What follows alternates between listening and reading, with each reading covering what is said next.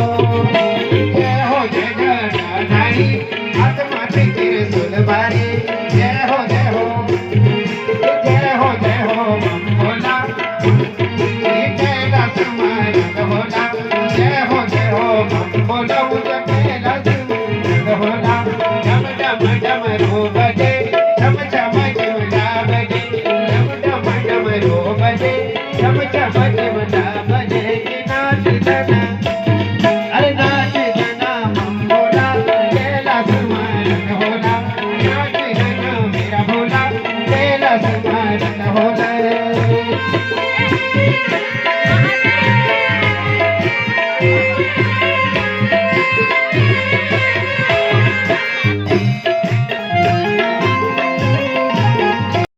नमस्कार, पहलाग मैं देवभूमि उत्तराखंड से आप सभी का स्वागत करती हूँ। और अभी दिन के 1 बजे हैं, तो आज के ब्लॉग की भी शुरुआत हो गई है। और बाकी देखिए इन पहाड़ों का मौसम, आज तो अच्छी सी धूप खिली हुई है और थोड़े थोड़े बादल भी आए हैं। और मैं देखिए रेडी होके जा रही हूँ कथा सुनने हनुमान मंदिर। तो चलिए अब चलते हैं हम फटाफट से। मेरे दोस्तों लोग रुके हैं नीचे रास्ते में, फाइनली फिर मिलते हैं। तो चल पड़े हम मंदिर। ये देखिए ये रहा मेरा जग, ये दूध का जग लेके आ रही है। उसके पास गाय है मेरे, हाँ दूध देने वाली 2 गाय है। मेरे तो कुछ नहीं है, मैं फल फ्रूट लेके जा रही हूँ, फूल उल। और आज तो हमारे साथ बहुत आ रहे हैं यार साथी, ये है हमारे साथी। ये देखो छोटे छोटे, मैं भी हूँ। ये तेजल कल भी थी। तो मैं साथी हूँ। मैं ये हमारी रोज की साथी है, हमारे वीडियो बनाती है, हमारा सहायक करती है बहुत। हाँ नंद के कुमार को रबान तेरी सूरत पे हो तो तुर्कानी हिंदुआनी में रहूंगी मैं। ताज बेगम तुर्क की थी, उन्होंने कहा भगवान की सुंदर झांकी देख करके मैं तो वैसे तो मैं तुर्क की हूँ, लेकिन तुम्हारी सुंदर सी मूर्त देख के आज से मैं हिंदुआनी रहूंगी। और हमारी जो बहन, हम लोग क्या कर रहे हैं, पाश्चात्य जीवन अपना रहे हैं, बहुत अपने आप को फैशनेबल सुंदर हो। जब हमारे घर की स्त्रियां सुंदर सी मांग भर लेती है, भारतीय नारी बन जाती है, सिर पर जरा सा पल्लू रख लेती है, साड़ी पहन लेती है, क्या उसके बराबर कोई सुंदर दिखता है? कभी भी नहीं दिखता है। जो सुंदरता भारतीय कपड़ों में है, मुझे नहीं लगता कि वह सुंदरता अन्यत्र कहीं प्राप्त होती होगी। हमारे यहाँ 16 श्रृंगार का है, 16 श्रृंगार का वर्णन है। और अब नई शादी वाली भी देहरादून चली जाएंगी तो मांग इतनी भरेंगी कि दिखेगी भी नहीं, पता ही नहीं चलेगा शादीशुदा है भी कि नहीं। चूड़ी तो दूर की बात। क्यों ऐसा क्यों? हम 16 श्रृंगार माता को चढ़ाते हैं ना, प्रसाद स्वरूप उसे ग्रहण करते हैं। इसको, ये बहुत हल्की चीज नहीं है। मर्यादाओं का उल्लंघन ना करें, वो वस्त्रों की पराकाष्ठा होती है, वो आपकी सुंदरता में थोड़ी। बहने, ये आपकी सुंदर। मुझे किसी ने कहा था, आज तो मैंने इस पीले के साथ दूसरा पीला कुर्ता पहना था, यही वाला पहना था जैसे धोती है, कि दीदी आप साध्वी हैं। मैंने कहा साध्वी किसको बोलते हैं? साध्वी बोलते किसको है? अगर पहनावे से साध्वी तो मैं साध्वी नहीं हूं, अगर मानसिकता में साध्वी तो भी मैं साध्वी नहीं, लेकिन अगर बुद्धि से साध्वी तो मैं साध्वी हूं।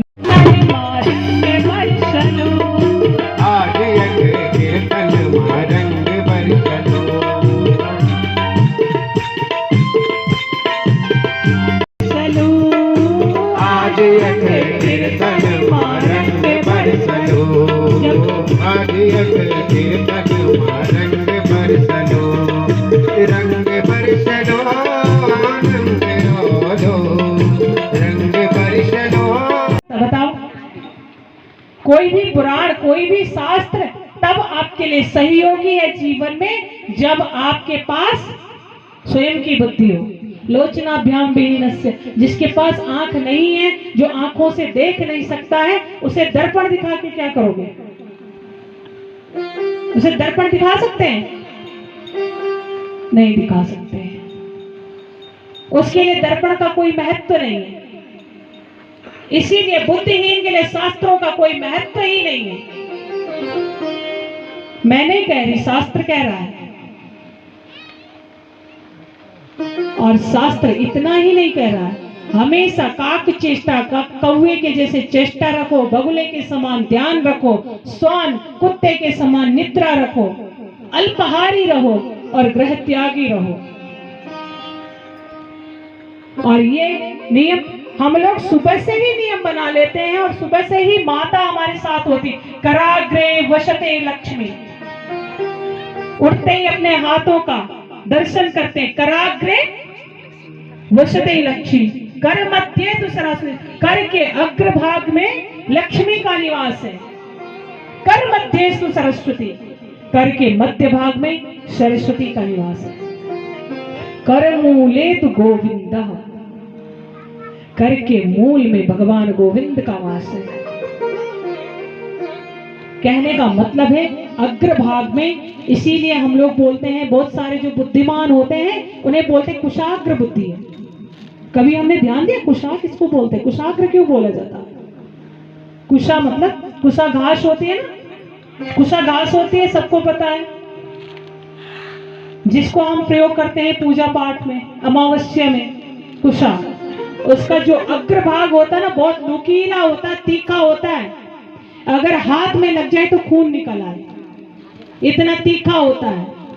तो कहने का मतलब मातृशक्ति कुशाग्र बुद्धि होती, कुशा के उस अग्रभाग के समान बुद्धिमान होती है कि अगर किसी के चुभ जाए तो खून निकल आएगा। इसलिए कुशाग्र बुद्धि बोला जाता है, जिसको भी बोलते हैं। कुशा के अग्रभाग के समान तीक्ष्ण बुद्धि, जो छेदन कर दे, भेदन कर। कैसे तुलसी? कभी तुलसी के भावों का वर्णन सुना है? तुलसी भरोसे राम के, निर्भय हो के सोई, अनहोनी होनी नहीं, होनी हो सो होई। कहने का मतलब तुलसी के समान अपने आप दो। उसे पता है कि अनहोनी अगर हमने अपने आप को समर्पित कर दिया तो अनहोनी तो फटके भी नहीं पड़नी है। हम के निर्भय होके सोए।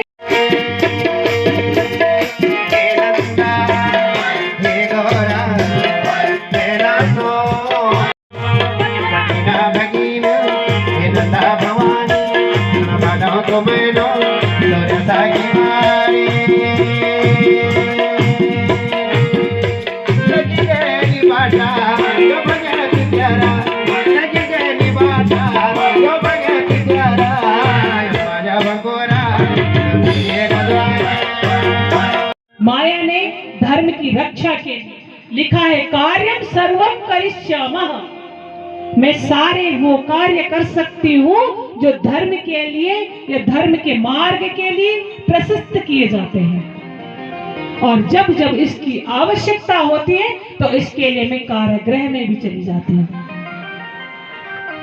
कारागृह में गई, माया फैलाई, उनको निद्रा दी, जो उसके द्वारपाल थे, तभी तो भगवान कृष्ण आ पाए।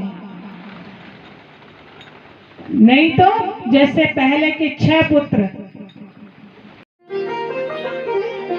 बहुत दिव्य दर्शन है, आप सब लोग कर सकते हैं। कभी रास्ते से आना जाना हो, आज हमने उस पे पीला कपड़ा वगैरह सब बंधवा लिया, पूजा करवा ली, टीका लगा लिया।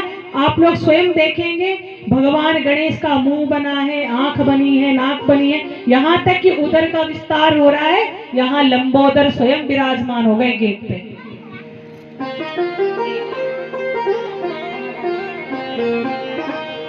माँ जब भी आती है तो सबसे पहले अपने द्वारपालों को भेज देती है कि जाइए, अभी माँ की मूर्ति आई नहीं है, उससे पहले ही उन्हीं के रक्षक पहुंच गए। गणेश जी कैसे बने थे आप सबको पता है। माता ने गणेश जी का निर्माण कैसे किया था? अपने शरीर के मैल से, और उन्हें द्वारपाल रखा था कि कोई भी अंदर न आने पाए, और द्वारपाल माता के आने से पहले ही आ गए। बोल जगदम्बे मैया की जय। और तीसरी रोचक बात, अंतिम बात, कि मुझे बड़ा अच्छा लग रहा है यहाँ आके, और मैं भट्ट परिवार की बेटी हूँ तो मैं अपने मायके आ रखी हूँ। मैं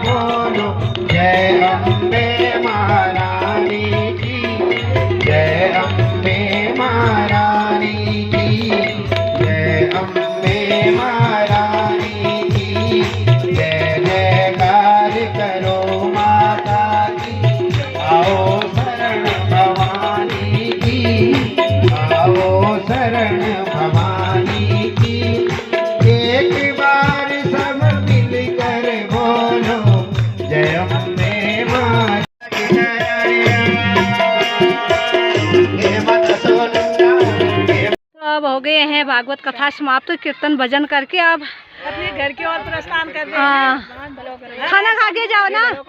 खाना नहीं खा रहे? खाना नहीं खा रहे क्या?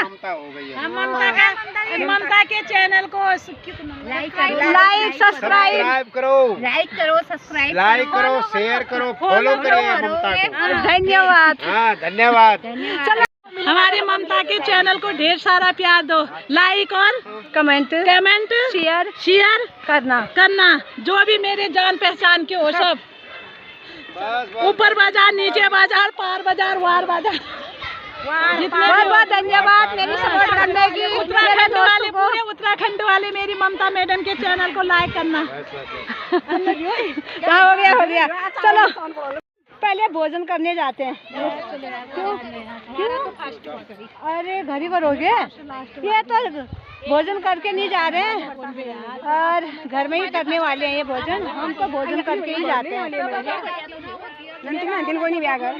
चलिए हम भोजन करने जाते हैं रसोई में।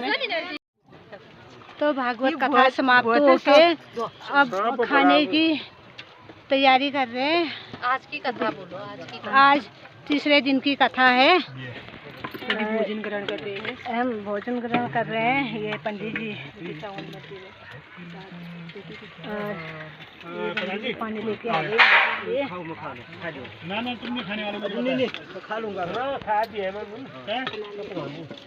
देखिए श्री नमा खेतों में भोजन का आनंद लेते हैं। अब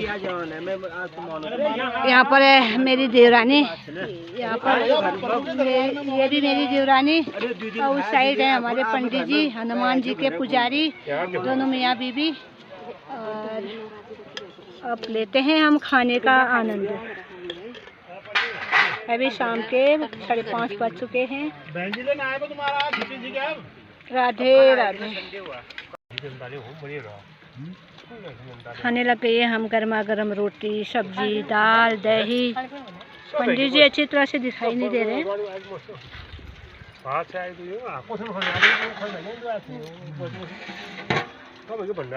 ये मेरी थाली। अब खाना खा के अब जाते हैं घर की ओर। हो गए। गणेश जी के दर्शन करके आओ पहले। कितने दूर है यहाँ से? ये कहाँ पर? तलवार मोड़। अच्छा तलई है। जय हो प्रभु, हर हर महादेव। तो दोस्तों अभी मैं आ गई हूँ घर पे। तो मैं हाथ मुँह धो के करती हूँ दिया बाती। और रात के 7 बजे हैं, और तो फिर जाती हूँ किचन में, फिर बनाती हूँ चाय अपने लिए भी और पति के लिए भी। तो फाइनली फिर मिलेंगे। तो दोस्तों अभी रात के 9 बजे हैं, तो आज का ब्लॉग यहीं पर एंड करती हूँ। तो फिर अगले ब्लॉग पर मिलेंगे। Bye, good night.